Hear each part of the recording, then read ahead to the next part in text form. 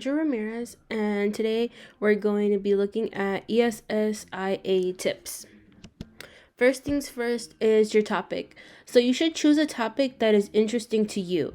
So most of us tend to choose an easy topic so that we can get the IA out of the way and get it done and just do something easy and simple. But it's important that you choose something that's interesting to you so that when you're writing the IA, you're having fun and you're involved and you show that you actually care about the topic that you chose.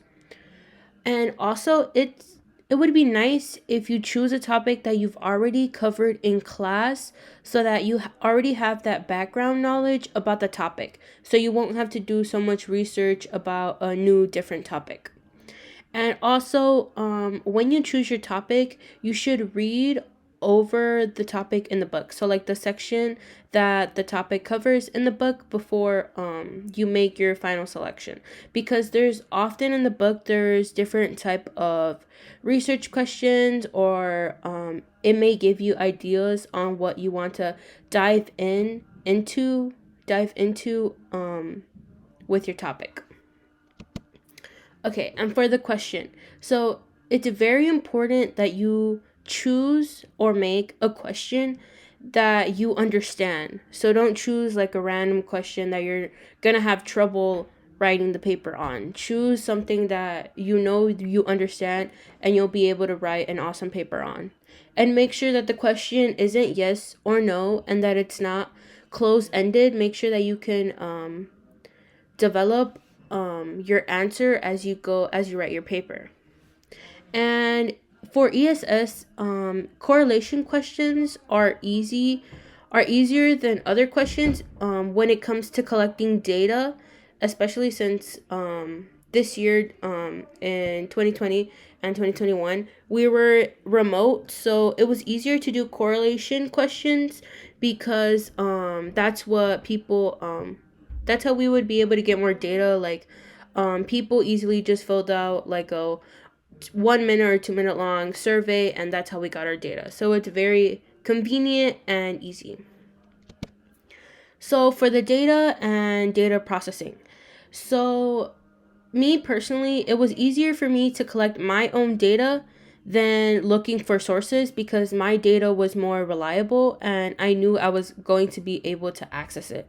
Because sometimes if you choose to collect data from different sources or to find data online, it may be hard to find the data or it may be time consuming or something like that. So it's always easier to just create your own survey or questionnaire and collect your own data. And also conducting a survey or questionnaire is better, works better online and in person because people are more likely to do a survey or a questionnaire than if you were to do like an experiment. It would be, so say you wanted to do an experiment to collect the data, since like we were online, it would be a lot harder to do an experiment. But maybe if COVID gets better and you are in person and it's easy for you to do an experiment, then an experiment might be something that you want to do, and it might be easy for you to collect your own data. And for the data processing, it's important to use proper math. So for example, I did a correlation question, so I used the chi-square test. I wouldn't be able to do like a t-test or a different type of test because it wouldn't work with the type of data that I had. So I had to make sure that I used the chi-squared test. And also, your ESS teacher might not be specialized in math or different type of tests. So as it's important to ask your math teacher for help just to make sure that you're doing the correct math. And overall, make sure to be clear and to explain why you're doing everything that you're doing. So for example, the reason I used a survey was because it was easier to conduct and more people filled it out. And also, make sure to justify your sources. State why you chose to use the source or why this source is reliable, or how do you know that this source is valid, things like that. And also make sure to manage your time and follow deadlines, because if you do procrastinate, it will become a lot in the end.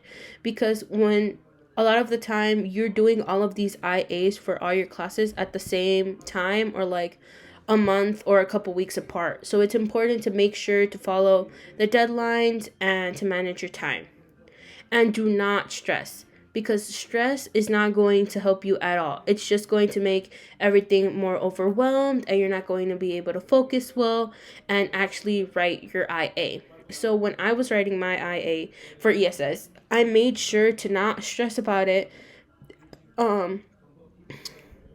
Actually, the most hard part to do of the ESS IA is collecting your data. So once you collect your data, everything is easy after that. You just have to make your conclusions and do the data processing, and it's very easy. And I feel as though the ESS IA is one of the easiest IAs out of all of the classes, because it's very simple.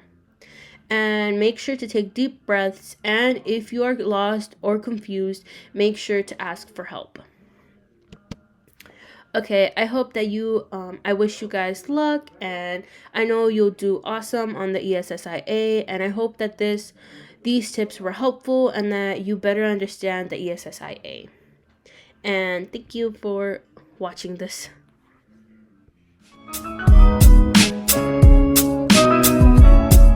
Okay, so can we talk about that awkward silence at the end of the presentation? Like, what was that? I don't even know. But anyway, I don't know. I thought this would be funny. So yeah, bye.